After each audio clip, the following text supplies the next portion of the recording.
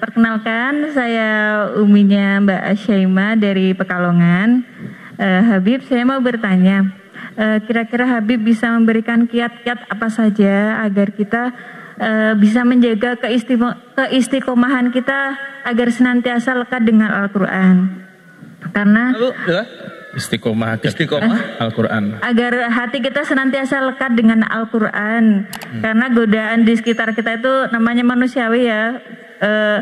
Banyak sekali. Kadang muncul rasa malas, kadang godaan-godaan duniawi. Juga banyak di sekitar kita. Itu aja Habib. Terima kasih. Kita harus tahu sebelumnya bahwasanya melupakan satu ayat dalam Al-Quran itu termasuk dosa besar.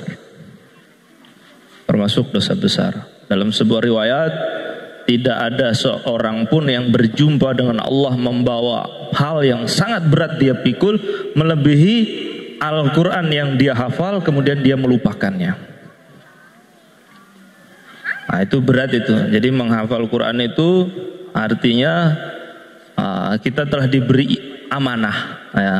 Nah, maka kalau yang diamalkan oleh istri saya, ini istri saya itu setiap hari khatam Quran. Jadi bangun pagi itu dan deres, terus nanti jam 11 sudah selesai. Nah, kalau nggak bisa harus punya, tapi kan dulu ketika bagi pengantin baru saya bilang, alah nanti kalau sudah anaknya berapa paling berhenti.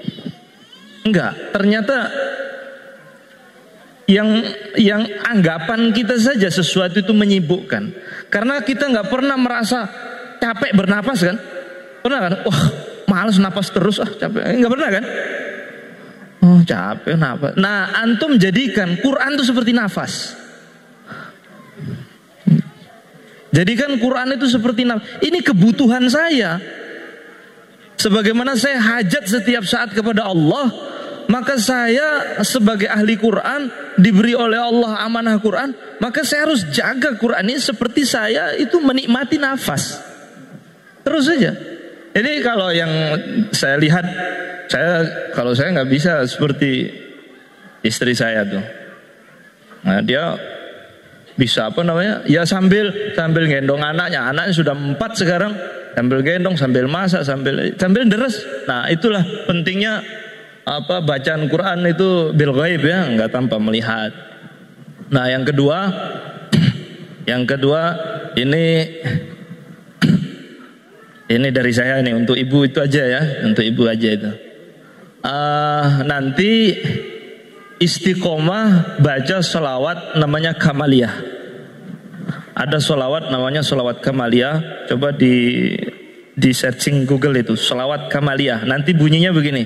Allahumma sholli wa sallim ala sayyidina Muhammadin kamala nihayata li kamalika adada kamalih. Itu saya dapat ijazah dari guru saya. Apa yang pernah saya hafal tidak akan lupa. Nah, alhamdulillah di antara anugerah Allah yang Allah berikan kepada saya sulit lupa. Referensi kitab yang pernah saya baca walaupun 20 tahun yang lalu saya masih ingat halamannya, juz berapa masih ingat. Masih ingat. Dan itu muncul di saat kita hajat. Tapi yang kita tidak butuhkan dia nggak datang. Jadi kadang sudah lupa itu tapi ketika berhadapan sama orang, ketika dia bertanya, oh iya itu pernah dulu saya baca di sini di kitab ini juz sekian, ingat itu. Itu istiqomah saya membaca selawat itu habis mutolaah, habis ngaji sama guru, itu saya selalu tutup baca 3 kali selawat Kamaliyah. Jadi kalau sebelum baca Quran, baca dulu salawat kamaliyahnya itu 7 atau 21 kali ganjil ya, baru baca Quran, terus tutup lagi 7. Itu terjaga ketika diapit 2 salawat ini, nggak akan bisa lupa. Insya Allah tidak akan bisa lupa, karena itu fadilah salawat kamaliyah itu dibuktikan oleh para ulama, memang nggak bisa lupa memang. Dan saya sendiri itu juga heran, orang kadang bilang sama saya, kok antum saya juga nggak tahu, saya bilang ya teringat gitu saja pokoknya. Nah, Allah akan mudahkan dengan berkah selawat itu Itu ijazah dari guru saya. Ingat ya, redaksinya Allahumma sholli wa sallim ala sayyidina Muhammadin kama la nihayata li kamalika wa adadi kamalih. Allah.